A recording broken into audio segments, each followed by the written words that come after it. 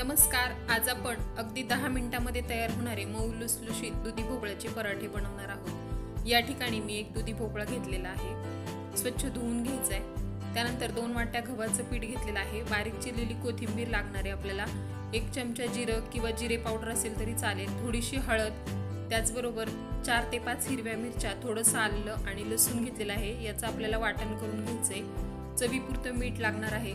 सगळ्यात अगोदर स्वच्छ धुवून घेतलेला दुधी किसून घ्यायचा आहे किसणीवरती।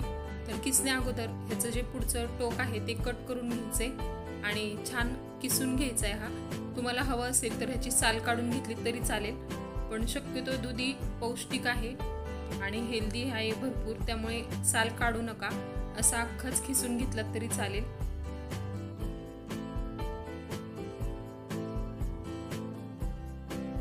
किसून झाल्यानंतर लगेच आपण हे पीठ मळायला घेणार आहे। 2 वाट्या किंवा 1.5 वाटी गव्हाचं पीठ घ्या, त्यात हा किसलेला भोपळा घालून घ्यायचा आहे। पराठे बनवण्याच्या जस्ट अगोदर किसून घ्या, म्हणजे मग हा किस जास्त काळा पडणार नाही। किसल्यानंतर लगेच बनवायला घ्या। पिठामध्ये सगळं किसलेला भोपळा घालायचा आहे, त्यानंतर बारीक चिरलेली कोथिंबीर घालायची, त्याचबरोबर आपण जे हिरव्या मिरचीचं वाटण करून घेतलेलं आहे ते देखील घालायचे। तुम्हाला आवडत असेल तर बारीक चिरलेला कांदा सुद्धा ह्यात घातलात तरी चालेल आणि थोडंसं गाजर सुद्धा किसून घाला। त्यानंतर पाव चमचा हळद घालायची, त्यात अख्खे जिरे वापरलेले आहेत, चवीपुरतं मीठ घालायचे। जिऱ्याऐवजी भाजलेल्या जिऱ्याची पूड घातली तरी चालेल। आता हे छान मिक्स करून घ्यायचे आणि लगेच पीठ आपल्याला मळून घ्यायचं आहे। पीठ मळताना शक्यतो जास्त पाणी लागत नाही, कारण दुधी जो आहे किसलेला ह्याला पाणी सुटतं, त्यामुळे जास्त पाणी घालावं लागत नाही। गरज वाटल्यास थोडंसं पाणी घाला आणि छान घट्टसर असं हे मळून घ्यायचंय। खूप पातळ मळू नका, कारण पिठाला नंतर पाणी सुटण्याची शक्यता असते। हे छान मळून घ्यायचंय। इथे मी थोडंसं पाण्याचा हात घेतलेला आहे। पीठ छान मळून झालेलं आहे। लगेच आपण पराठे बनवायला घेणार आहे। पराठे बनवताना या ठिकाणी मी फक्त गव्हाचंच पीठ आज वापरलेलं आहे।